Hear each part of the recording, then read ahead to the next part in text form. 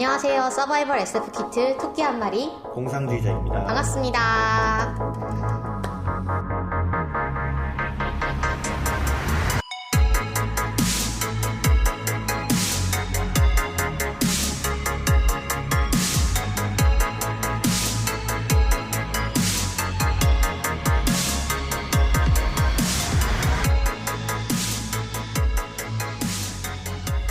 네, 공상님, 저희가 오늘은 매우 특별한 손님을 모셨지요. 네, 오늘 게스트 한 분과 방송을 진행하려고 하는데요. 네. 어떤 분이죠?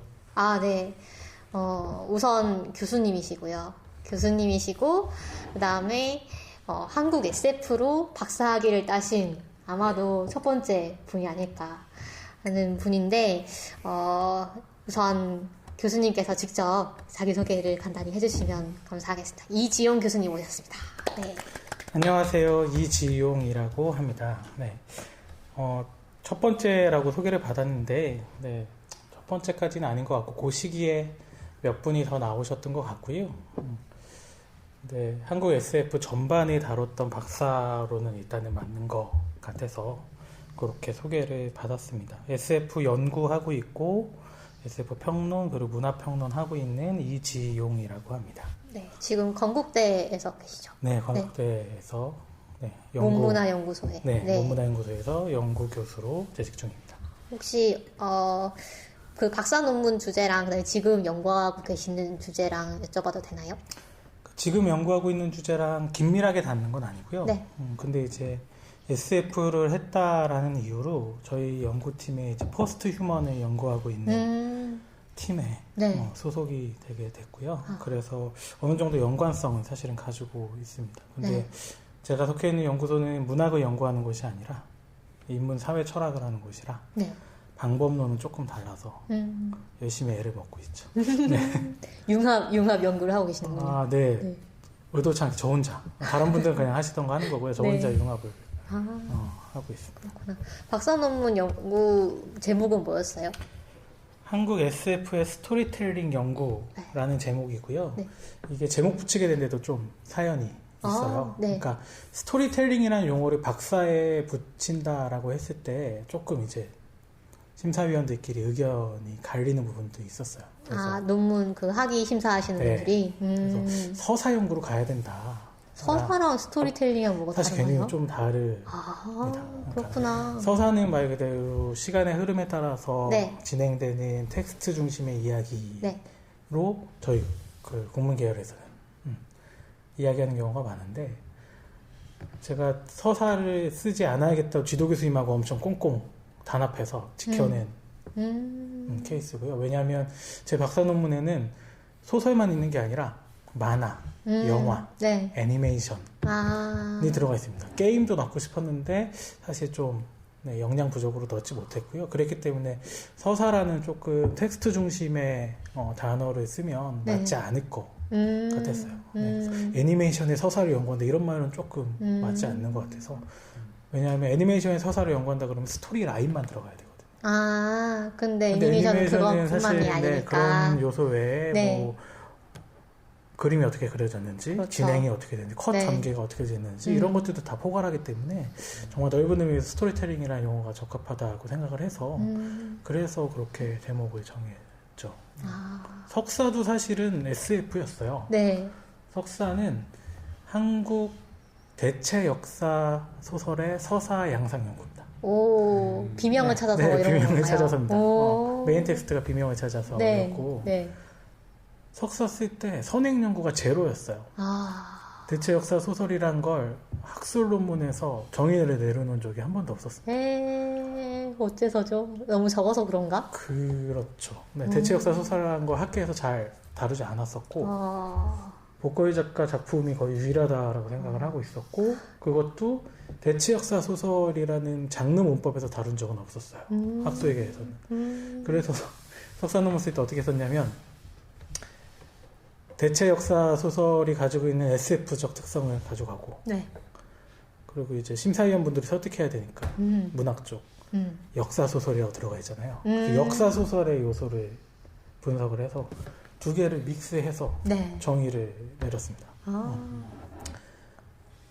사실 박사 논문도 제가 쓸 때까지는 선행 연구가 제로였고 네, 선행 연구 제로인 논문 쓰기가 네, 어쩌다 보니까 특기가 됐는데 되게 힘든데 뭐에서 유를 되게 찾으셨군요. 재밌긴 해요. 네. 되게 재밌기도 하고 네. 좀 과감하게 선언할 수도 있고 그래서 재밌는 거는 아마 그 학위과정 거쳐보신 분들 알고 석사 논문에 제가 내려놓은 대체 역사 소설의 정의가 네. 나중에 한 1, 2년 뒤에 박사 논문 타 대학에서 쓰시는 분이 똑같이 대체 역사 소설로 박사를 쓰셨어요. 그분이 제 거를 갖다가 인용을 하셔가지고. 네, 근데 원래 박사 논문에서 석사의 인용을 네, 네. 시 개념 정의에서 하지 않는데 없다 보니까 그런 재밌는 일들도 좀 발생했었던 것 같아요. 그야말로 역사를 만들고 계시는군요. 뭐 역사까지 남들이 별거 아니라고 생각했는데 혼자 그냥 재밌어서 한 거. 네. 그게 좋은 거죠. 네, 그런 대단한 분을 오늘 모실 수 있어서 너무 영광입니다. 네. 저희가 일단 보통 저희 방송에서 단신을 조금 다루고 지나가는데 오늘은 교수님이랑 무관하지 않은 그런 단신들로만 좀 골라가지고 얘기를 하고 넘어가면 좋을 것 같아요. 일단은 우리 모두 여기서 자유롭지 않으니까 바이러스 네. 코로나19 네. 신종 코로나 바이러스에 대해서 뭐 약간 얘기를 네. 해볼까요? 근데 어떤 얘기를 해야 될지 사실 잘 모르겠어요. 다들 저희보다 더 잘 알고 계실 수도 있을 것 같아요. 며칠 전까지만 해도 네. 이게 뭐 한국에서는 더 이상 버티지 않을 것 같다 이런 영상이었다가 며칠 만에 지금 이틀 만에? 네 31명에서 네. 이제 지금은 100명이 넘어갔죠. 200명 네, 200명 됐죠. 네. 그래서 뭐 새로운 국면에 접어들었다 뭐 이렇게 표현을 하더라고요. 그렇죠. 모 종교 단체와 연관이 되어서 네. 오늘 아침자에 아마 네. 9천여 명 신도의 명단을 확보해서 검사를 마쳤는데 일본에서 1,240명인가가 의심 증상이 있거든요. 그러니까 저는 이제는 약간 이 많은 사람들 격리하거나 이렇게 대응할 단계는 지나지 않았을까라는 생각을 했거든요. 제가 오늘 페이스북에서 어떤 분이 일본의 어떤 이런 질병 관련 연구하시는 교수님이 올리신 글을 번역해 놓은 걸 봤는데 이게 결국은 사실 통제가 안 되고 이제 퍼지는 단계에 결과적으로는 다 다르고 그게 이제 건강한 사람들 사이에서는 사실 이제 독감 앓듯이 그냥 앓고 그다음 면역이 생기고 이런 식으로 되면서 결국은 소강이 될 것이다 라는 얘기도 있더라고요. 그래서 한국도 사실은 몇십 명이면 이제 그 주위 사람들만 챙기면 되는데 1,000명이 넘어가면은 그건 좀 너무 힘들지 않나라는. 근데 좀 놀랍긴 했어요. 행정력이라는 게 하루 이틀 사이에 9,000명 조사하기가 사실은 쉽지가 않은 일이잖아요. 그것도 그러네요. 다른 나라에서 그러니까 일본 같은 경우도 지금 그 배 있잖아요.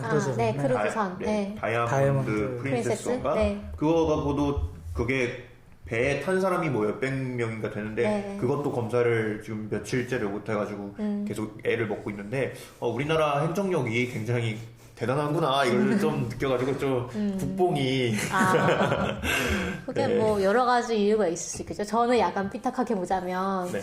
우리나라는 이제 주민번호가 다 있고 그 다음에 핸드폰을 다 갖고 있고 항상 우리가 인터넷을 하다 보면은 이제 핸드폰으로 본인 인증을 해야 되는 그런 시대에 살고 있어가지고 그런 걸 가지고 어떻게 잘 뭔가 알려고만 하면은 개인 정보가 충분히 이제 컨택이 가능한. 그리고 우리나라는 또 신용카드를 많이 쓰다 보니까 그렇죠. 그거를 조사하면 경로가 다 나온다고 안 그러더라고요. 그래도 일본은 현금으로 결제하니까 이동 경로 같은 거 파악하기 힘들다고 하더라고요.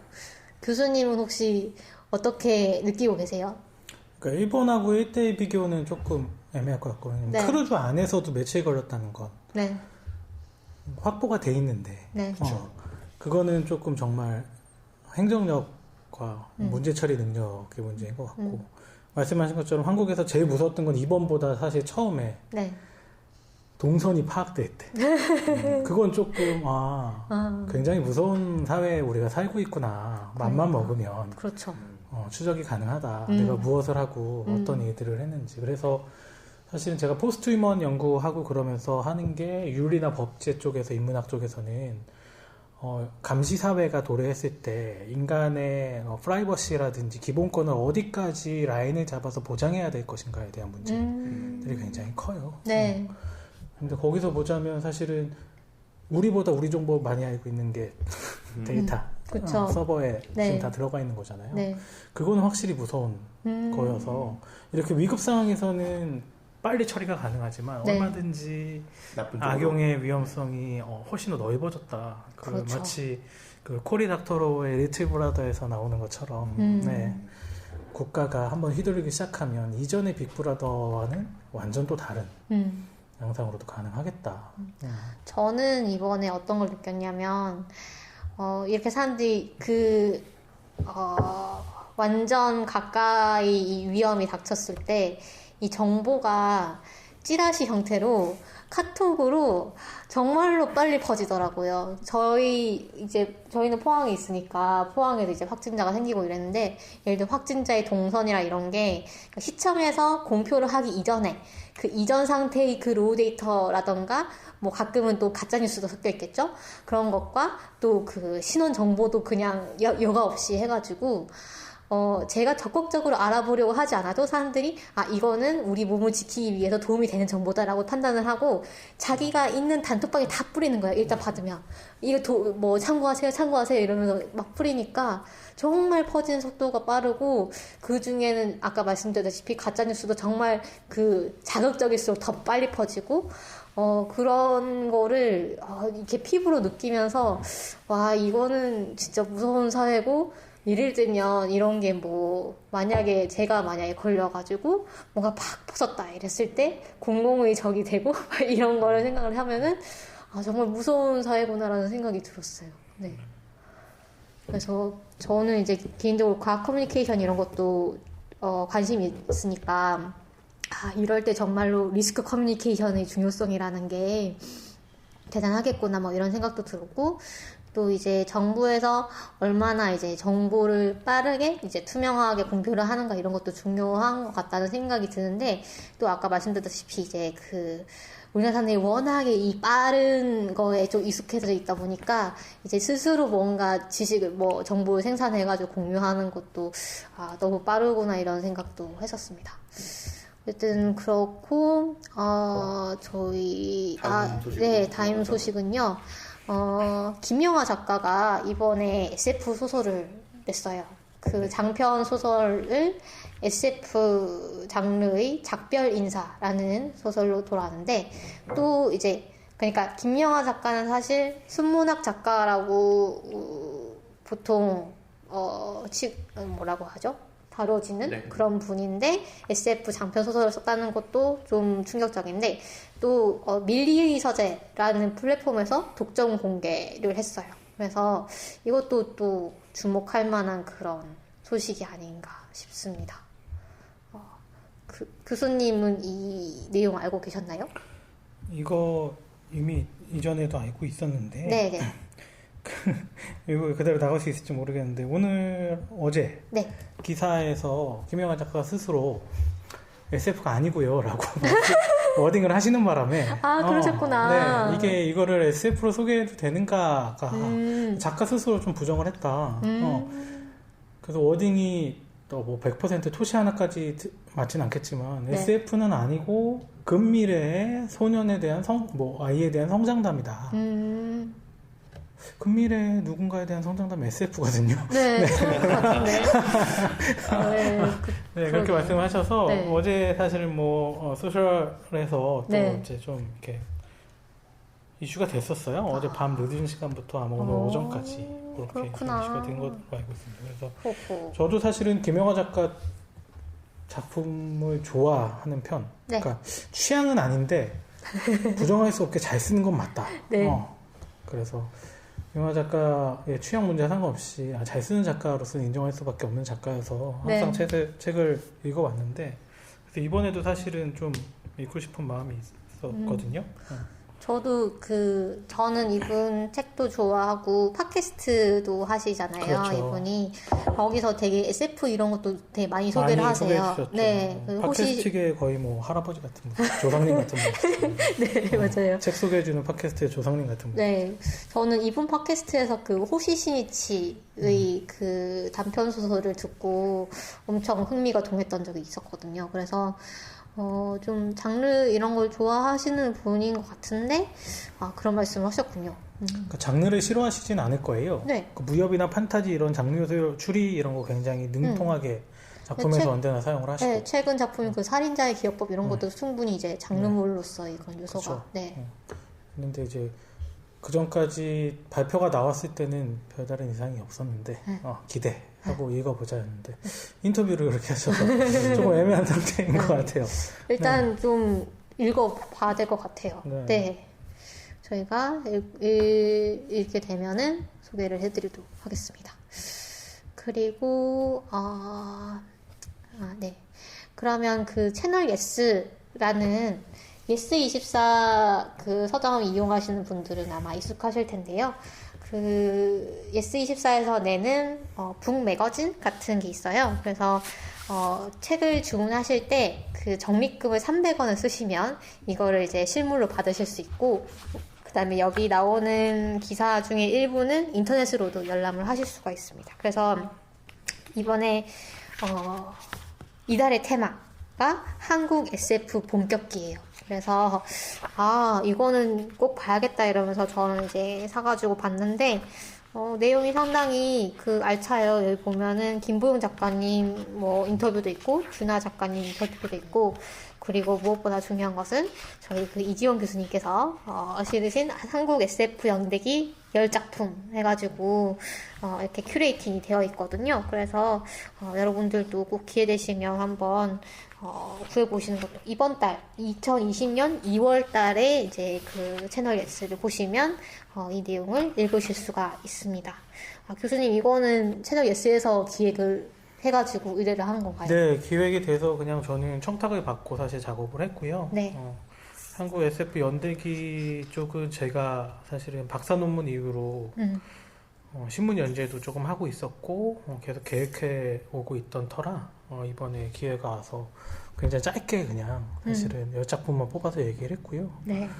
대표 작품만 뽑느라 굉장히 좀 러프한 느낌도 있어요. 네. 이거보다 10작품에 사실 소개할 거 굉장히 많고요. 그렇죠. 의미 있는 작품만 꼽으라고 해도 한국 SF가 이제는 한 50여 작품은 충분히 뽑아서 소개할 수 있다. 제가 박사 논문 쓸 때, 그러니까 13년도, 14년도 한참 자료 준비할 때, 그때만 하더라도 듣는 소리가 이거였어요. 한국에 SF가 있어? 있긴 있어? 뭐 이런. 있어? 너 뭐 갖고 박사 논문을 쓰려고? 였습니다. 네. 그렇구나. 근데 지금은 그렇지 않고요. 발굴 안 된 것도 많이 발굴됐고, 네. 요 한 3년 사이에 작품 엄청나게 많이 발표됐고요. 좋은 작품들이 많아서 이제는 충분히 다른 작업들도 이제 해야 되는 시기가 왔죠. 네, 본격이 맞는 것 같아요. 이렇게 본격적인 이런 파도가 온 이유가 뭘까요? 계기? 뭐 이런 게? 계기? 네. 그러니까 저는 사실은 갑자기 튀어나오는 건 없다라는 게 연구자로서의 네. 신조입니다. 다 맥락이 있고 전후가 있고 그쵸. 인과가 있다 네. 하는데 사실은 지금 이렇게 작품들이 많이 쏟아져 나오고 좋은 작가들이 갑자기 등장해서 영향력을 발휘하게 된 데는 그 전에 해왔던 작가님들의 토대들이 분명히 존재하고 있어요. 그렇죠. 그래서 특히 과학문학상 같은 경우에 네. 제가 이전에 있었던 과학기술 창작문예, 그러니까 뭐 김보영 작가님, 정소연 작가님, 그렇죠. 배명원 작가님 나오셨을 때는 제가 어릴 때라 시상식 같은 걸 잘 보지도 못했고 그때는 언론에도 노출이 잘 안 그렇죠. 됐어서 네. 그때 자료는 모르는데 과학기술 창작문예 작가님들이 이제 쭉 활동을 해오시고 2010년대 이후로 과학문학상이 생겼잖아요. 그때 시상식을 제가 거진 참석을 했었는데 네. 그때 되게 재밌었던 증언들이 있었어요. 어디에 영향을 받으셨나요? SF는 어떻게 쓰게 되셨나요? 라고 했을 때 아마 이전 세대 작가님들 같은 경우에는 아서커라크요, 네. 필립 K. 딕의 작품에 영향을 받았어요. 그렇죠. 주일 베른부터 시작을 했고 했는데 김창규 작가님이 여시는 그 글쓰기 코스에 갔다가요. 워크샵. 정소연 작가님 네. 워크샵에 참여했다가요. 라는 증언들이 굉장히 많이 쏟아져 나온 거죠. 그렇기 때문에 그런 흐름들이 현재를 만들어냈고 네. 이전에는 외국어로 쓰여진 걸 번역돼서 봐왔던 사람들이라면 한국어로 쓰여지고 한국어로 쓰는 것에 대해서 알게 된 사람들이 쓰는 거라 네. 훨씬 더 좀 진부한 표현인지 몰라도 예리함이나 파괴력 이런 것들이 달라질 수 있지 않았을까. 저는 그렇게 약간 보고 있어요. 그러니까 사실 대중의 관심이 높아진 이유가 작품 수가 많아졌기 때문일까요? 대중은 노출도에 따라서 조금 변하기도 하는데 저는 대중의 관심이 높아진 거는 사회적 변화라고 생각합니다. 과학이 중요한 시대가 됐기 때문에. 과학이 중요한 세대가 됐다라고 중요성을 인지하기보다는 네. 과학이 생각보다 우리한테 되게 밀접하구나라는 것을 퍼뜩 깨닫는 시기가 있었던 것 같아요. 저는 그 알파고 분기점 중 쇼크? 하나는 알파고 네. 쇼크라고 생각을 하고 있어요. 왜냐면 실제 제가 2016년이잖아요. 네. 알파고. 근데 제가 15년에 학위를 받았어요. 아, 그리고 15년부터 16년 초반 들어갈 때 이제 지면 활동을 조금씩 시작해. 알파고가 딱 터지고 나서 문의전화 지면이 거진 2배 이상 들었어요. 오, 진짜요? 네. 오. 그때 문의를 하실 때 말이 SF 작품 중에 인공지능과 사람에 대해서 했던 작품들이 뭐가 있나요? 였습니다. 그러니까 그 전까지는 기술은 되게 멀리 있는 거고 네. 우리는 알아서 삶을 살아가는 건데 갑자기 인간의 고유 영역이라고 생각했던 그렇죠. 그것도 특히 한국인들은 동양인들은 체스보다 훨씬 복잡한 그쵸. 수의 계산을 네. 요하는 바둑을 인공지능이 사람보다 잘 두다니 라는 게 굉장히 충격적이었던 것 같아요.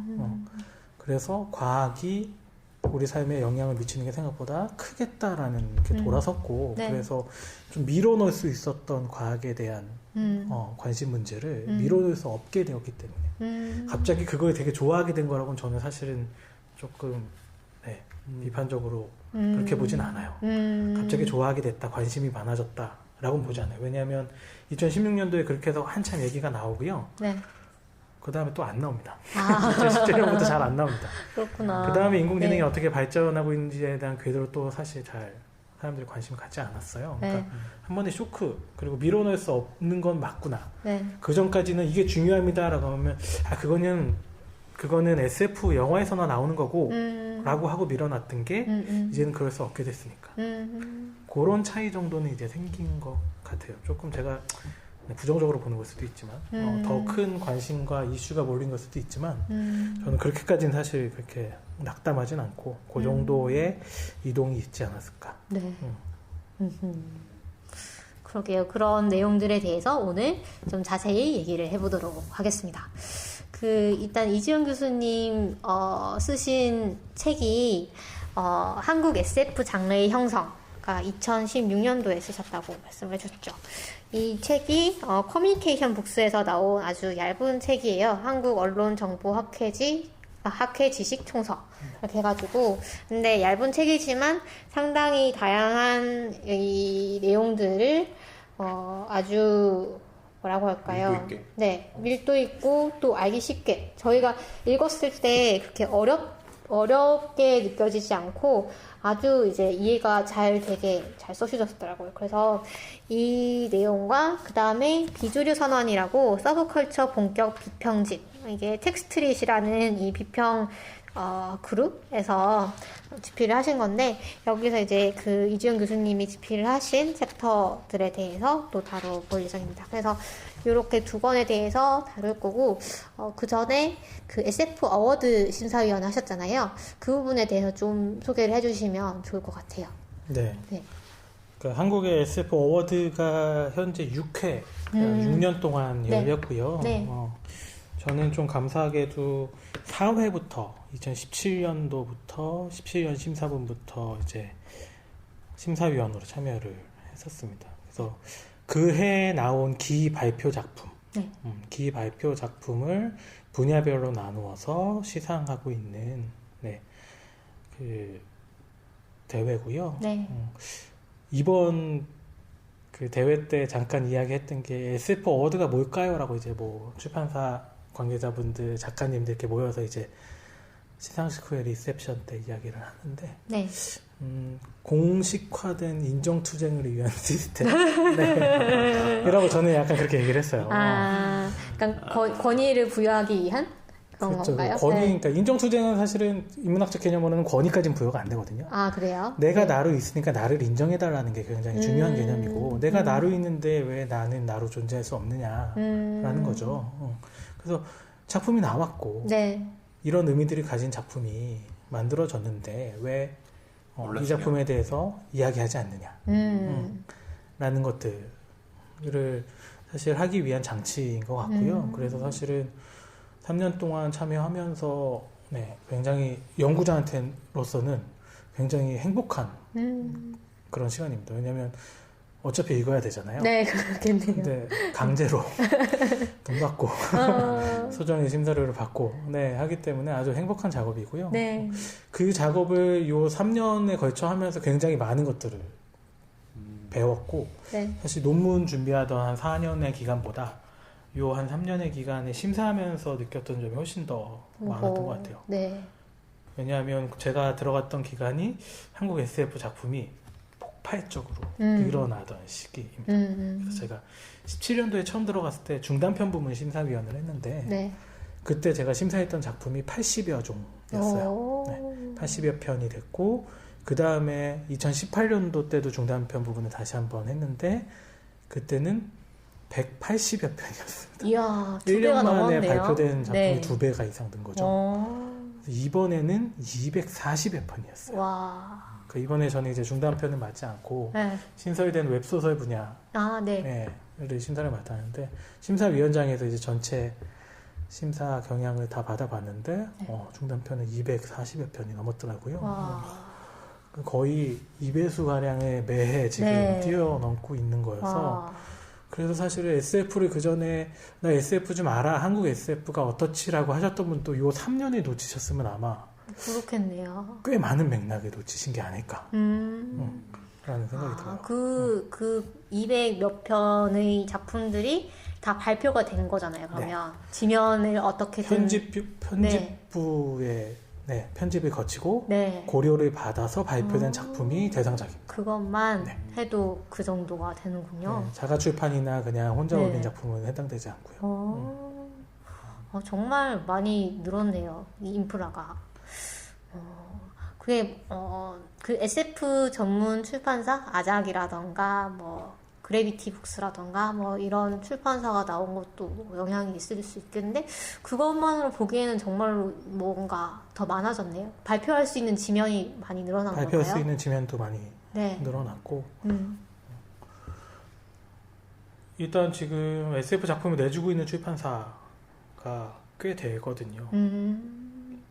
아작에서 계속 내주고 있고 네네. 뭐 에디토리얼, 맞아요. 허블, 네. 그래비티 북스.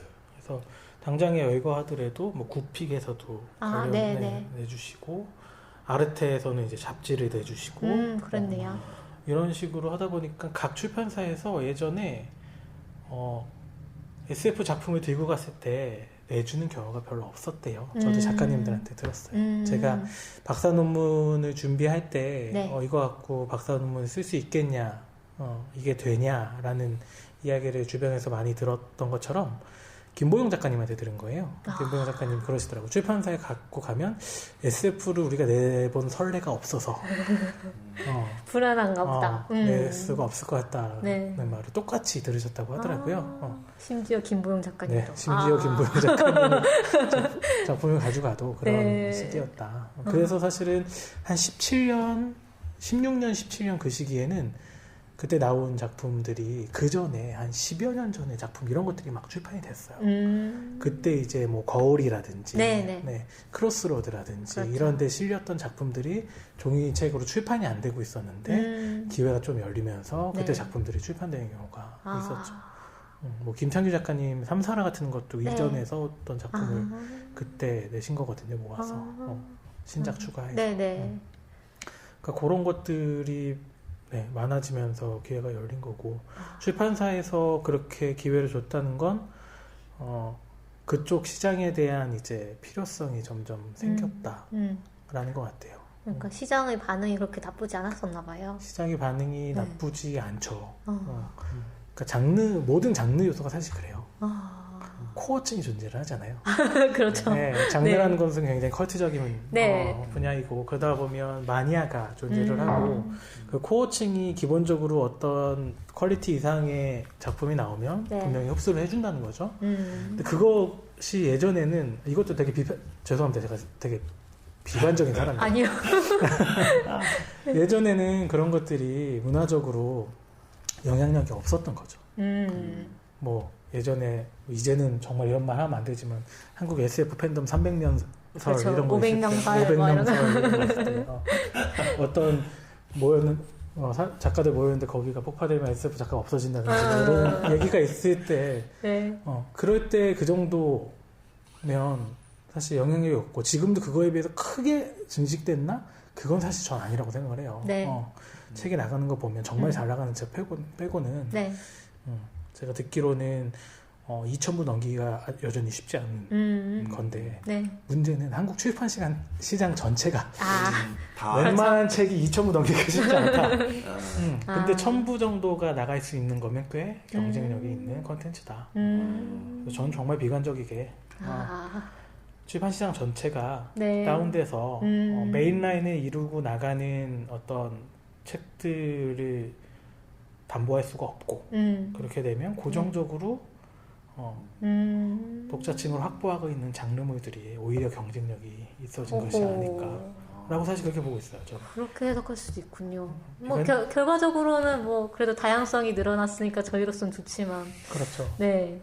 출판사들은 그렇게라도 해서 네. 네, 종수를 확보하고 경쟁력을 확보해야 되는 거고 예전에는 왜냐면 70년대, 80년대 이럴 때 책 낼 때는 10,000부도 찍었거든요.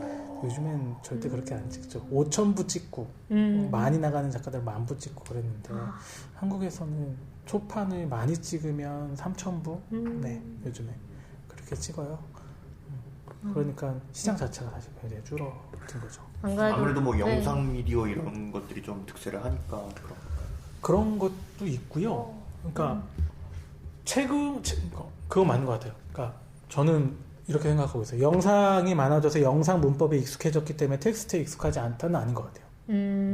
그거는 저는 굉장히 호도하고 있는 거라고 생각을 합니다. 왜냐하면 웹소설 분야로 가면 텍스트로만 돼 있는데 네. 몇십만 명에서 몇백만 명 그리고 맞아요. 누적 클릭수가 억대가 넘어요. 네. 그런 작품들이 허다하잖아요. 그리고 사람들이 텍스트를 읽는 것 자체에 크게 거부감을 갖거나 필요성을 못 느끼는 건 아닌 것 같아요. 다만 기존 형식으로 이야기를 텍스트에 담아내는 방식은 사람들이 이제 크게 흥미를 못 느끼거나 효용을 못 느끼는 게 아닌가. 왜냐하면 되게 라이트한 정보들은 유튜브가 훨씬 좋잖아요. 네. 저도 요즘에 뭐 요리 레시피라든지 그쵸. 아니면 갑자기 기억이 안 나는 수업을 해야 되는데 워크래프트 세계관의 디테일한 어느 부분이 기억이 안 날 때가 있어요. 그러면 게임을 다시 플레잉 할 수는 없으니까 네. 유튜브를 봅니다. 좋네요. 네. 그러면 그 파트 딱 설명해준 그쵸. 클립이 있거든요. 네. 거기 맞아 그랬지. 그런 정보들은 사실은 굉장히 그렇게 영상 매체를 통해서 빠르게 받아볼 수 있고 훨씬 직접적으로 받아볼 수 있어서 그런 효용이 줄어든 거지. 텍스트 자체의 경쟁력이 떨어졌다? 저는 그렇게 생각하지는 않아요. 그렇죠. 그래서 오히려 장르, 네. 그러니까 판타지나 SF나 이런 어느 코드가 있는 이야기들이 더 경쟁력이 앞으로 계속 높아질 수도 있다라고 보고 있어요. 그럴 수 있겠네요. 전 출판 시장이 사실 유사 일에 계속 다운되고 있다, 계속 침체되고 있다, 뭐 이런 얘기는 익히 많이 들어봤던 것 같습니다. 그러면 그런 얘기도 뭐 오늘 책 다루면서 뭐 또 할 것 같은데, SF 어워드 뭐 하시면서 혹시 뭐 기억에 남는 에피소드라던가. 기억에 남는 에피소드. 그러니까 제가 처음에 심사위원 들어갔을 때는 되게 얼떨결에 네. 들어갔고 그때 이제 막 2017년도니까 학위 받았을 지 얼마 안 됐을 때예요. 되게 사실 어떻게 보면 뉴비죠. 네. 그 업계 뉴비인데 갑자기 초청을 받아서 되게 얼떨떨한 상태에서 갔고요. 제가 그때 심사를 복도훈 교수님하고 지금 서울과기대에 계신 복도훈 교수님하고 정보라 작가님하고 같이 이제 중단편을 심사했는데 제가 제일 어리거든요. 저한테 종합 심사평을 맡기셨어요. 그래갖고 이걸 어떻게 해야 굉장히 처음 심사부터 굉장히 당황하면서 했었고요. 네. 그 다음 해에도 사실 또 제가 심사 발표를, 그러니까 매해 심사 발표를 제가 했어요. 왜 그랬는지 모르겠어요. 글을 잘 쓰셔서. 아니요, 그래서 정보로 작가님이 훨씬 잘 쓰세요. 그 다음에 됐는데, 그 다음에는 정말 잊지 못할 에피소드를 제가 만들어 드렸고요. SF 어워드가 네.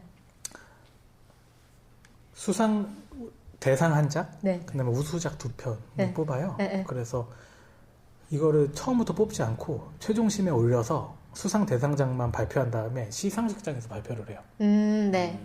근데 제가 17년도에 땐 그러지 않았고요. 18년도부터 그렇게 바뀌었어요. 네. 그 전에도 그렇게 하셨대요. 네. 그래서 18년도에 제가 올라갔는데 그렇게 발표한다라는 걸 시상식장에 가서 제가 까먹었던 건지 다시 확인을 했어요. 근데 저는 태블릿에 심사평을 대상은 하고 이렇게 쫙 다 써왔거든요. 네. 읽을 수 있게. 네. 그래서 네, 알겠습니다. 그리고 종이였으면 지웠을 텐데 태블릿이어서 그냥 머리로만 네. 이해를 하고 올라갔어요. 네. 그래서 쭉 전체 경향을 이야기한 다음에 각 작품에 대한 심사평만 이야기하고 네. 대상은 누굽니다라고 마지막에 네. 발표를 해야 되는데 각 작품 심사평 하는데 이미 대상 김보영 작가의라고 해서 그 시상식장이 그 쎄함은 제가 잊을 수가 없어요. 지금도 등쪽에서 땀이 흐르는데 그래갖고 되게 쎄해지고 사과하고 다시 가겠습니다라고 좀 말도 안 됐는데 다시 갈게요. 그런 다음에 자 처음 들으신 걸로 하시고 다시 갈게요. 이렇게 한 다음에 앞에서 발표를 했던 그래서 내려와서 그 운영하신 분한테 죄송합니다라고 계속해서 사과를 드리고 그 벌로 아마 19년도에 심사위원장을 하지 않았나 그 업보를 하지 않았나 생각을 하고 있어요. 그리고 올해는 정말 인상 깊었던 건 웹소설 분야를 드디어 신설했던 것이 정말 하고 싶었고 제가 또 텍스트리라는 그렇죠. 비평팀에서 하고 있는 분야이기도 하고 웹소설은 이전부터도 이제 저희랑 텍스트리 팀이 그런 거 하고 있는 걸 아니까 몇몇 웹소설 파트너 그쪽 작가님들이 왜 어워드나 이런 데서는 전자책이나 웹소설을 다루지 않느냐라는 말들을 계속 해 오셨거든요. 그래서 이번에 다행히 좋은 심사위원들 모시고 그렇게 할 수 있었던 게 가장 인상적이었던 것 같아요. 정말 많더라고요. 정말 웹소설은 좀 어떻던가요? 웹소설 같은 경우 제가 전에 네트워킹 파티 같은 데 가서 쓰시는 분을 봤는데 문법 같은 게 소설을 작법 같은 게 이전에 그 장편 소설이나 단편 같은 거 아예 다르다 뭐 이렇게 말씀하시더라고요. 문법은 완전 다르다고 할 수 있죠. 그러니까 구성 방법이 다른 거죠. 그러니까 지면이 바뀌었기 때문인데요. 모든 매체 안의 컨텍스트는 겉에 컨텐츠가 바뀌면 따라서 바뀔 수밖에 없잖아요. 근데 웹소설은 일단 종이책에서 넘기는 방식이 아니라는 거죠. 그러니까 종이 만화에서 웹툰, 한국형 웹툰 스크롤 방식으로 바뀌었을 때 제작 방법이 완전 달라지잖아요. 그렇죠. 컷 방식하고 인물이 동선을 가져가는 방식도 완전 달라지잖아요. 그릴 때 똑같다고 보시면 돼요. 소설이 아닌 게 아니라 이야기를 구성하는 방식이 바뀐 거죠. 그거에 맞춰서 모바일 디바이스 화면 안에서 최대한 시한성을 가지고 거기서 정보를 확실하게 전달하게 그리고 주 5일 이상 혹은 7일 연재를 하는데 그 분량에 맞춰서 이야기가 흘러가게 그렇기 때문에 간혹 보면 완결성이 없거나 구성력이 떨어진다고 착각하게 되기도 해요. 이전의 기준으로 보면 그렇죠. 이전 종이책 장편을 봤을 땐 그래요. 요즘에 브릿지나 이런 데서 연재를 하시다가 종이책으로 옮기시는 작가분들 중에 작품들을 보면 그런 작품들이 종종 나옵니다. 그래서 제가 그 크로스로드에 실었던 비평 중에 그 이번에 과학문학상에서 대상 받으신 천선란 작가의 무너진 다리라는 작품을 한 적이 있는데 그 작품도 사실은 그래요. 브릿지에서 먼저 연재를 끝내신 다음에 종이책으로 옮겨서 이게 웹소설 연재물의 호흡과 방식을 어느 정도 가지고 있어요. 그래서 종이책으로 봤을 때 냉정하게 파고 들어가다 보면 이전 방법으로 구성이나 완결성이 떨어지고 헐겁다라고 여겨질 수 있어요. 근데 그게 작가의 역량이 아니라 그 방식에 맞춰서 썼기 때문인 거죠. 그렇기 원래 때문에 웹소설로 연재된 거를 그렇죠. 그대로 책으로 옮겨서. 종이책으로 옮겼을 때. 근데 그거를 종이책으로 옮긴다고 다 쓰면 그 라인이 다 사실은 사건 그렇죠. 로그라인도 다 날아가고 네. 이러거든요. 네, 네. 그렇기 때문에 그런 방식들을 새롭게 해서 의미 부여를 해줄 필요가 있어요. 그러네요. 그게 안 되면 아마 예전에 소위 말하는 그 순문학, 본격 문학에서 네. 니는 장르 문학은 이런 도식 갖고 쓰니까 별로야라고 했던 것과 똑같은 우를 그러네요. 웹소설한테 할지도 몰라요. 그래서 그런 작업들을 계속 해야 되고 그거를 하는 게 이후의 과제일 것 같아요. 그렇겠네요. 아, 웹소설에도 SF가 많은가요? 많았습니다. 생각보다 오, 많아서 네. 맨 처음에는 우리가 정말 번박하게 잡는 그런 기준을 가지고 뭐 우주선이 나온다든가 외계인이 네. 있다든가 뭐 테크놀로지를 다룬다든가 그런 것들이 조금이라도 들어가면 SF로 치자라고 했더니 플랫폼당 한 3,400편씩이 되는 거예요. 근데 웹소설은 네. 편이 3,400편이지 그 그쵸, 그 편당 안에. 회차 수가 그렇죠. 많게는 1,000회, 네. 700, 800회, 600회 이러거든요. 네. 그래서 이건 안 되겠다. 그쵸. 처음에 이제 조사 회의를 하다가 심사위원 분들하고 테크놀로지가 절대적으로 지배하고 있는 서사에 좁히자. 가장 중요한 역할을 미치는 걸로. 그래서 좁혀서 사실은 한 70여 편 가까이를 추렸는데 그렇게 해도 아까 말씀드린 것처럼 안에 회차가 워낙에 많아서 아이고, 정말 읽는데 헤비했어요. 고생하셨겠네요. 다행히 웹소설은 오고 가면서 침대에 누워서 핸드폰으로 계속 볼 수 있으니까 그쵸. 그나마 좀 읽어냈고 이번에 심사위원 참가하셨던 분들이 다 뭐 웹소설 학과 교수님이시기도 하고 그래서 네. 기존에 다 웹소설 독서를 하고 계셨던 분들이라 올라온 작품들이 정말 새로 본 작품 몇 개 빼고는 다 읽어오시던 작품들이어서 그나마 그렇구나. 조금 웹소설은 수월했던 게 있어요. 폰으로만 볼 수 있나요? 아니죠. 컴퓨터, PC로도 볼 수 있고 컴퓨터로도 볼 수 있는데. 태블릿으로도 볼 수 있습니다. 근데 보시다 보면 폰이 제일 편해요? 네. 폰이 제일 아무래도 이렇게 스크롤하는 방식이다 네. 보니까. 이렇게 네. 쓱쓱쓱 넘기면서 보는 맛이 있어요. 책장 넘기듯이 그렇게 그렇구나. 보는 맛이 있어서 좋습니다. 그리고 웹소설에서 재밌었던 건 웹소설 SF의 본류는 BL입니다. 역시. 정말 BL이 많았어요. 그리고 로맨스물이 굉장히 많아요. 맞아. 로맨스도. 이번에 세 작품 뽑았는데 한 작품이 로맨스예요. 네. 그 정도로 잘 쓰는 로맨스 SF가 굉장히 많았어요. 그런 것도 되게 재밌는. 아니, 저는 전 예전에 팬픽을 보고 자란 세대라 가지고 그냥 막연히 그런 느낌이 아닐까라는 생각을 하는데 최근에 저는 이제 한국 성우를 좋아하다 보니까 성우들이 이제 BL CD 드라마 CD를 이제 만드는 경우가 있는데 그런 이제 드라마 CD의 시나리오가 다 이제 웹소설 기반인 거예요. 그래서 다들 그 작품을 이 작품이 드디어 드라마 CD화가 되는구나 이런 식으로 알고 있더라고요. 그래서 여기도 참 세계가 넓고 깊어졌구나라는 생각을 했었습니다. 그러니까 요즘에 되게 재미있는 현상 중 하나가 네. 예전에는 웹툰이 이제 영화나 드라마로 만드는 경우가 그렇죠. 2000년대 이후에 굉장히 많았잖아요. 네. 그래서 웹툰 플랫폼이나 이런 데서 그 시나리오 작가, 그 작가들이 굉장히 많이 확보를 하려고 했는데 요즘엔 그러지 않는데요. 그러면 웹소설을 웹툰 하는 웹툰화 거예요? 한 다음에 그 다음 다른 매체로 넘기는 작업들을 하면 되기 때문에 굳이 그러지 않는다고 하더라고요. 저도 이제 그쪽 사람들한테 들었던. 네. 하긴 호흡이 좀 비슷할 것 같기도 하네요. 저희 뭐 이런 얘기만 해도 너무 재밌네요. 재밌는데 일단 준비해온 게 있으니 그럼 책으로 한번 들어가도록 하겠습니다. 한국 SF 장르의 형성.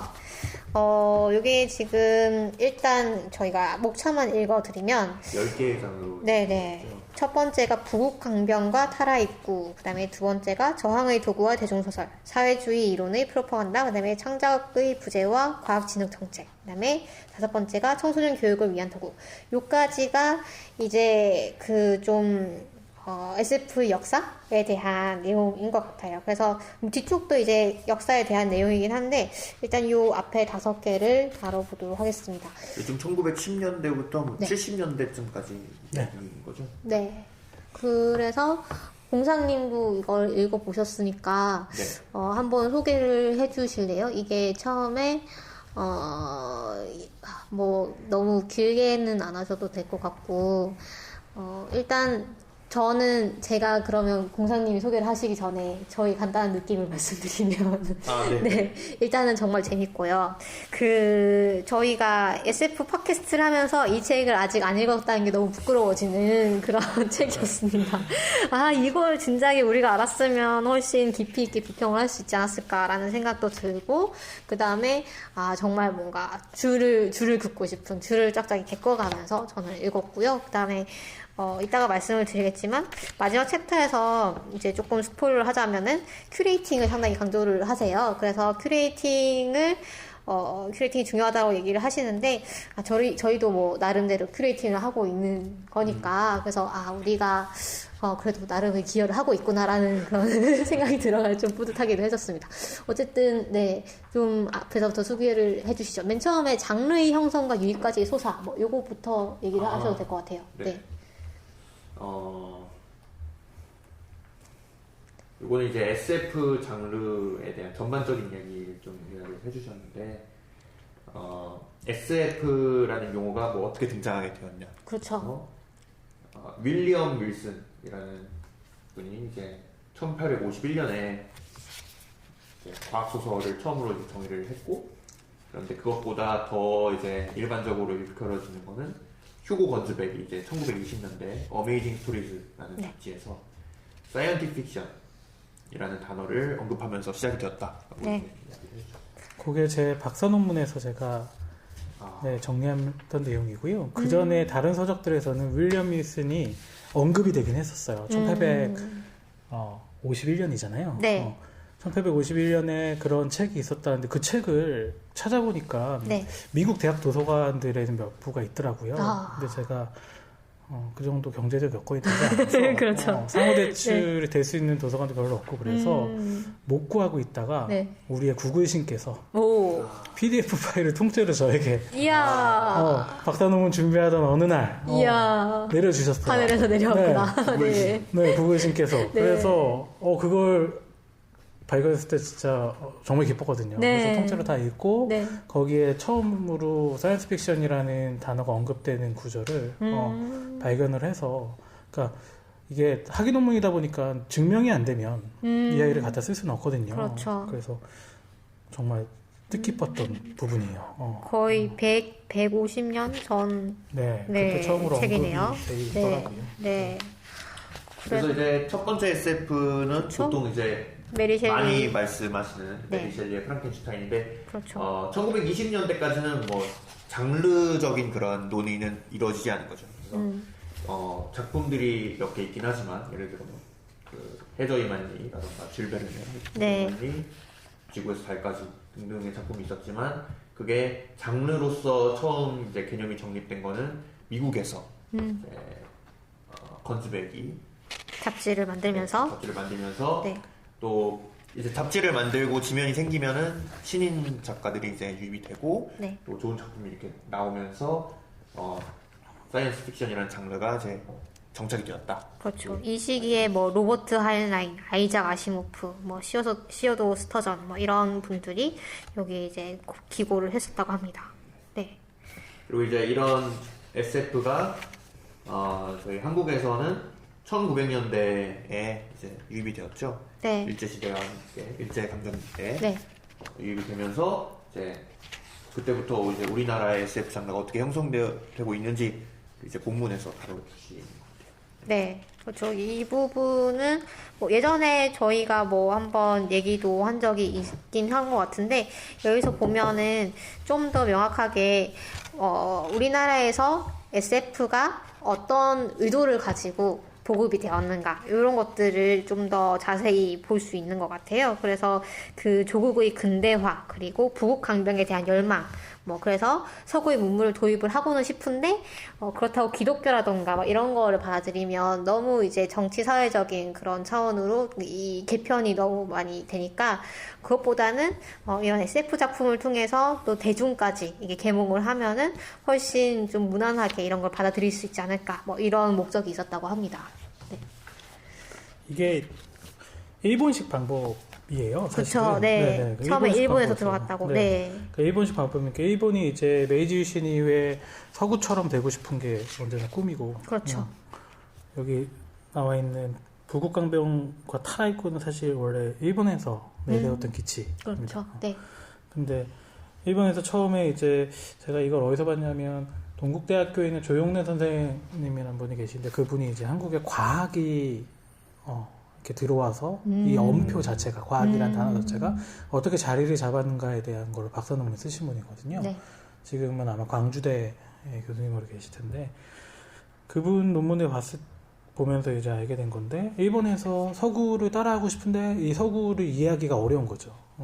왜냐면 그 사고책이나 이런 게 동양과는 너무 달라서 네. 그래서 사실은 뭐 낭만적으로 일본에서 가끔 쓰고 있는데 사랑이란 말을 번역하는 말이 없어서 뭐 되게 메타포를 잔뜩 넣어갖고 네. 이렇게 번역을 했다. 막 이런 달을 뭐 가리키는 뭐 이런 거요. 가리킨다. 뭐 이렇게 했다고 그 단어를 이야기가 나오는데 그게 뭐 낭만적인 게 아니라 그런 연애나 사랑이나 개념이 개념이 없었으니까. 없었으니까. 네. 그렇기 때문에 이걸 이해하기 위해서 개량을 한 거죠. 자기들 나름대로. 그게 문학과 과학이에요. 이 두 개를 받아들인다면 저렇게 될 수 있을 거다라고 해서 과학에 굉장히 중점을 뒀던 거고 이 1907년에 이 태극학보가 네. 일본 유학생들이잖아요. 그리고 태극학보에 보면 처음에 나와 있어요. 국책 유학생이에요. 나라에서 보낸 유학생들이에요. 뭐 요즘도 있죠. 국비 유학생. 네. 국비 유학생이죠. 네. 그래서 국비로 갔기 때문에 우리가 여기서 근대화에 대한 것들을 배우고 그것을 조국에 헌신하기 위해서 여기 온 것이다 이런 얘기들을 이미 밝혀놓고 있어요. 네. 그렇기 때문에 그들의 소식지나 그들이 만든 잡지에서 나오는 텍스트들은 어느 정도 이런 방향성을 가지고 있다라고 볼 수 있는 거죠. 처음부터 아주 명확한 방향성을 가지고 세팅돼서 들어온 이야기일 것이다. 그래서 계속 나오지만 이런 SF가 도구적인 역할로 기능을 하고 있습니다. 그래서 저항의 도구와 대중소설로 가면은 요 식민지 일제 식민하에서 요 SF 소설들이 사실은 이 식민의 부조리를 좀 깨닫게 할 여지가 있는 그런 사회 비판적인 그런 부분도 많았기 때문에 일제가 금서로 지정을 하게 됩니다. 그래서 이 검열을 피하기 위해서 흥미 위주의 SF를 번안해서 소개를 하게 되는데 이 때문에 흥미 위주라는 SF는 흥미 위주다, 뭐 공상과학 소설이다, 뭐 이런 식의 이미지가 고착화되어 버린 그런 비극이 지금까지도 상당히 그 그림자를 드리고 있는 것 같습니다. 네.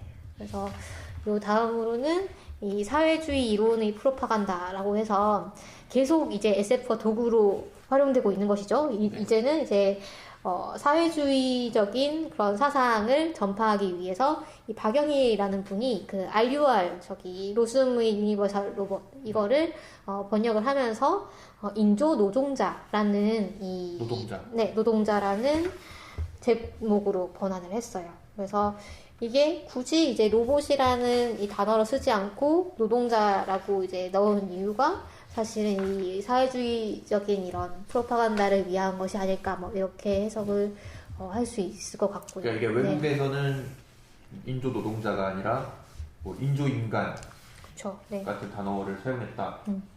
고 이제 나오는데 우리나라에서만 인조 노동자 이렇게 쓴 그러니까 일본어 번역본도 그냥 인조인간으로 번역된 경우가 있는데 이 박영희란 분이 카프 이론입니다. 그러니까 조선 프롤레타리아 예술인 동맹인 네. 거죠. 그래서 사실은 그 사회주의 이론이 조국을 해방하고 근대화시키는 데 가장 중요할 것이다라고 생각하셨기 때문에 그 책의 그 프로파간다 챕터에 보시면 한 세 번째, 네 번째 장에 보시면 알고 있었어요. 로봇은 노동자 혹은 무임 노동자란 말이며 라고 뜻을 알고 있음에도 네네. 로봇이라고 쓰지 않고 노동을 강조하기 위해서 그 부분을 갖다 쓴 게 되게 명확해 보이고요. 네. 그리고 안에 내용을 보시면 책에서도 잠깐 나오지만 조금 달라요. 로봇과. 아, 그쵸. 네. 원래 텍스트와. 원래 텍스트와 인조노동자는 조금 다른 부분이 있어요. 이게 한국의 모든 번안물은 다 그렇습니다. 조금씩 그러니까 번안이라는 게 사실은 편집과 수정을 거쳤다라는 이야기이기 때문에 그쵸. 네. 번역이 아니고 번안 이런 네. 거죠. 네. 그 번안된 그 변화 내용을 보면 왜 이렇게 했는지에 대한 의도들이 다 숨어 안 있거든요. 그래도 이게 이거랑 좀 약간 겹치는 내용도 있는데 그 이지영 교수님 브런치 채널에 보면은 네. 이거에 대해서 좀 더 자세히 말씀을 하시더라고요. 네. 그래서 거기 보면은 이제 그 이 인조 노동자 그 내용 좀 발췌해가지고 좀 소개해 놓은 부분도 있으니까 여러분도 한번 찾아보시면 좋을 것 같아요. 그리고 네 번째 챕터가 창작의 부재와 과학지능 정책이네요. 네. 네. 제가 좀 소개를 할까요? 네. 요거는 이제 군사정권 때 이제 얘기로 넘어가는데 군사정권 당시에 이제 우리나라를 이제 또 이제 구국강병을 위한 목적으로 과학지능 정책을 펴기 시작했죠. 그래서 그런데 그게 이제 SF의 발전으로 이어지지는 못한 것 같아요. 그게 네. SF 소설을 뭐 지원한다거나 그런 노력으로 이어지지 않았고 대부분이 뭐 연구소나 아니면은 인력 확충 그런 것으로만 이어져서 아쉽게도 SF의 이제 발전을 크게 도와주지 못했다. 그런데 이제 그와 반해서 이제 대중 잡지에서 아니면 뭐 애니메이션에서 이제 SF 작품들이 등장하기 시작했다 이렇게 말씀을 해주셨어요. 네. 그래서 여기 보면은 과학기술 인력을 소수의 엘리트나 특정 기술 집단으로 규정을 하고 여기에 이제 역량을 집중을 했다 뭐 이런 얘기가 있는데 사실 이게 지금까지도 좀 많이 이어지고 있는 것 같아요. 왜냐하면 제가 이제 그 과학영재학교를 나왔고 그 영재학교 시스템 또는 과학고 시스템 또는 정부 출연 연구소 시스템 이런 것들이 다 소수의 과학 엘리트를 키워내고 또 이제 활용하기 위한 시스템인데 여전히 아주 견고하게 작동을 하고 있거든요. 그래서 이런 부분들이 이때 시작이 됐구나라는 걸 봤고 어떻게 보면 1910년대만 해도 SF 소설 계몽의 도구로서 SF 소설을 세운다는 게 앞에도 나오지만 네. 그러니까 조선 시대에는 그런 것들이 없었다고 이제 설명해 주셨죠. 저는 그러니까 조선시대 지식 체계는 네. 넌픽션에 의해서 순치되는 그러니까 네. 넌픽션으로만 전달되는 것이지 픽션에 의해서는 정보를 전달한다고 생각하지 않았던 거죠. 왜냐하면 정보라는 것은 굉장히 계급적인 컨텐츠이고 일단 한문으로 써져 있어야 네, 되고 그리고 네. 지도층 네. 그러니까 소수의 엘리트 계층의 전유였는데 이야기를 통해서 그걸 쉽게 전달하는 것은 방법론이 아니었던 거죠. 그렇기 때문에 모든 사실 정보는 넌픽션에 의해서 네. 근데 그러면서 이제 하시는 말씀이 이렇게 된 게 일반 대중에게까지 그런 세계관 자체를 확산시키는 게 필요하다라고 생각을 했던 거잖아요. 당시 1910년대 지식인들이. 어떻게 보면 1970년대의 정부의 정책, 1950, 60년대 정부의 정책은 오히려 후퇴한 게 아닌가 이런 생각이 좀 들기도 하는 것 같아요. 그리고 또 이제 아까 말씀하셨다시피 소설을 가지고 이렇게 한다는 게 그 당시로서는 상당히 진보적인 그런 개념이었다라는 얘기도 있었고요. 1900년대 초반에는 진보적이었고 네네. 70년대도 사실 그게 계속해서 오히려 발전됐으면 좋았겠지만 네. 오히려 아까 말씀하신 것처럼 후퇴한 감이 있고 아무래도 뭐 군사 정권 하에 좀 억압된 그런 것 때문이 아닐까. 그러니까 모든 그 전체주의 성격을 띠거나 프로파간다를 내세우는 사회 시스템에서는 정보를 많이 펼쳐놔주면 안 되거든요.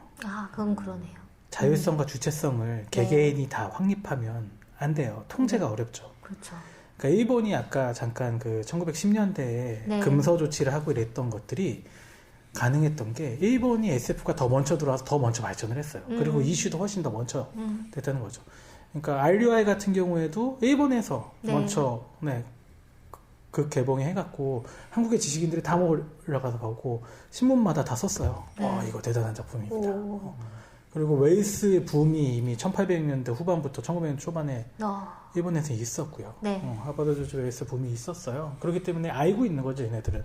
네. 이 작품이 어떤 주제의식을 담고 있는지. 사회적인 파급력이 네. 있는지. 네. 그래서 사실은 SF 작품은 기본적으로 굉장히 탈구조적이잖아요. 네. 그래서 이걸 사람들이 읽고 내재화하면 여러모로 좀 골치 아프죠.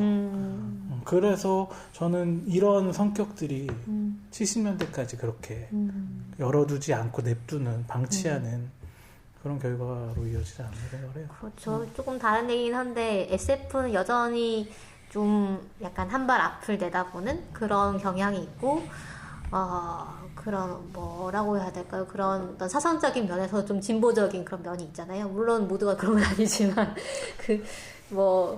우리나라에서는 좀 그런 것 같아요. 우리나라 SF들은 좀 그렇게 진보적인 면이 그나마 좀 부각되는 것 같고 그런 뭐랄까 어떤 경향이 그렇게 형성이 되어 있는 것 같고 미국의 경우는 좀 다르다고 제가 들었던 것 같거든요. 그러니까 한국은 중간에 그게 맥락이 없어져서 더 그런 것 같아요. 미국 같은 경우에는 일본도 마찬가지로 네. 전쟁 시기에 네. 전쟁 논리에 굉장히 충실하게 봉우한 적들도 있죠. 그래서 일본 같은 경우에 운노 주자라는 네. 작가가 이제 일본 SF의 아버지라고 불리는데 네. 일본 사람들이 이거 되게 좋아하죠. 뭐의 아버지? 아. 추리 소설의 아버지, 네, 라이타로 그렇죠.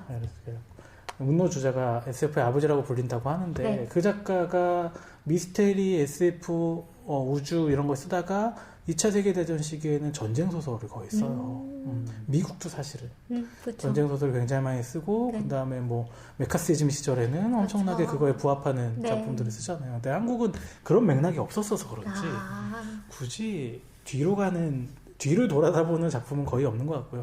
있다고 하면 요 뒤에서도 잠깐 나오지만 80년대, 90년대 이제 뭐 복거위 작가라든지 네. 그런 분들이 쓰셨던 건 여전히 약간 내셔널리즘이라든지 있죠. 네. 그런 것들에서 그 앞을 잘 과감하게 못 가는 부분은 있는 것 같아요. 근데 지금은 이제 그럴 필요가 없으니까. 아무래도 미국 SF 영화 그런 거 보면은 가장 자주 등장하는 소재가 제국주의잖아요. 그렇죠. 그거하고도 좀 관련이 있지 않을까 이런 생각이 좀. 약간 식민주의 뭐 이런. 강력한 적대국 일단 무조건 존재하고요. 네. 그리고 약간 계몽을 해준다 이런 개념도 많이 나오고. 강력한 적대 세력이 등장했는데 그것을 모두 다 힘을 합쳐서 물리쳐낸다. 미국을 중심으로. 그렇죠. 그렇죠. 제 수업 때 항상 하는 말이에요. 영화에서는 지구의 위기가 처하면 미국이 구하고 만화에서는 지구의 위기가 처하면 소녀들이 소년들이 일본에서 그렇죠. 구하죠. 그렇죠. 그래서 마침 청소년에 대한 챕터가 나왔네요. 그래서 청소년 교육을 위한 도구로서도 이 SF가 1970년대 이후에 활용이 되었다고 하고 요게 약간 이거는 거의 2000년 그때까지 이어졌던 것 같아요. 네, 요거 저도 사실 그렇게 낯설지 않은 내용인 것 같아요. 이 파트를 읽으면서 제가 생각난 게 뭐냐면은 어릴 때 제가 셜록 홈즈 소설을 굉장히 좋아했는데 저도 그랬어요. 네. 무슨 책을 읽었냐면은 셜록 홈즈를 이제 그대로 통번역을 한 게 아니고 그 제목이 뭐였냐면 어린이를 위한 셜록 홈즈 전집이었나 그런 책이 있거든요. 그게 잔인한 부분 이런 거 아니면 셜록 홈즈 보면은 사회 풍자나 그 사회 마약하는 사람들 그런 것들 굉장히 셜록 홈즈가 마약하고 있잖아요. 네네 그리고 그 마약하는 그 마약 아평구. 굴에 들어가가지고 그 자기가 거지처럼 분장해가지고 있는다던가 그런 그렇죠. 장면들을 굉장히 적나라하게 묘사를 해놨잖아요. 근데 그런 것들 다 빼고 잔인한 장면들 다 빼고 이제 번역을 한 책이 있었어요. 그걸 굉장히 재밌게 읽었던 기억이 나더라고요. 네, 그걸 보면서. 그렇죠. 그다음에 그러게요.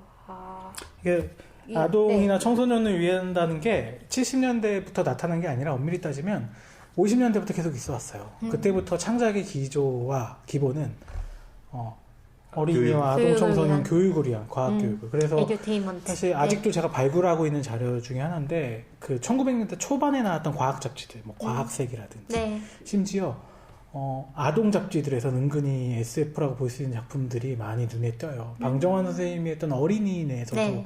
여러 작품을 사실 찾을 수 있고요. 네.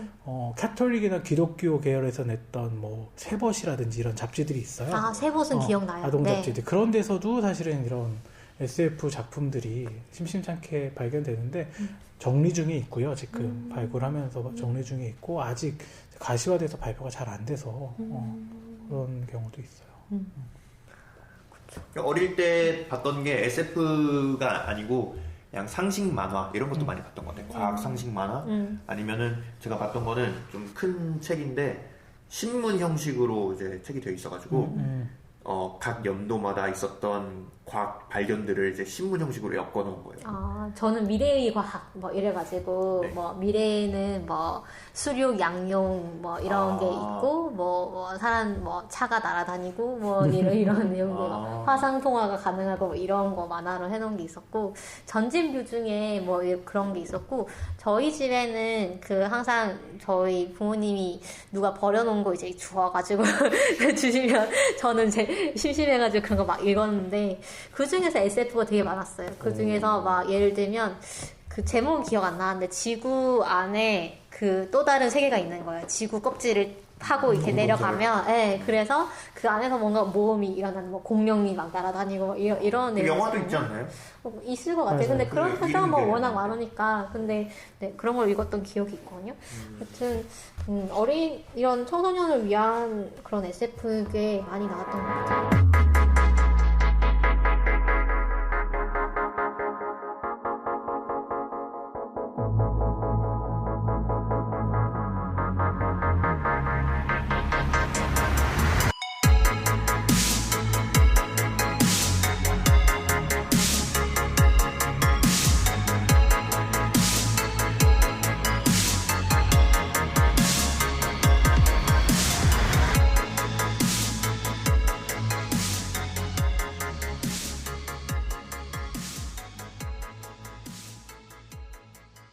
이 프로그램은 과학기술진흥기금, 과학기술정보통신부 및 복권기금, 기획재정부의 재원으로 한국과학창의재단의 지원을 받아 제작했습니다.